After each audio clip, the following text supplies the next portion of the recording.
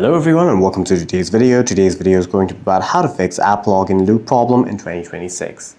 If you're trying to log into an app and you're continuously looping around the login page, what you can do is first you can try and switch between your Wi-Fi and mobile network to see if it is a connection issue. The second thing that you can try and do is turn on the airplane mode and turn it back off by waiting for 5 to 10 seconds, which resets any network issues. The other thing that you can try and do is swipe up to access your app drawer from the bottom and then close all the apps and then restart the app that you are trying to log into. The other thing that you can do is swipe down in your quick access toolbar again, tap on your power icon, restart your device and then try to log into the app again. If all else fails, then select the app that you're trying to log into. For now, I'm going to demonstrate with Facebook. Long press on Facebook, hit uninstall, and then reinstall the app on your device and try again. If the problem still persists, you may have to contact the provider of the app for further assistance. For any further questions, please feel free to leave a comment down below.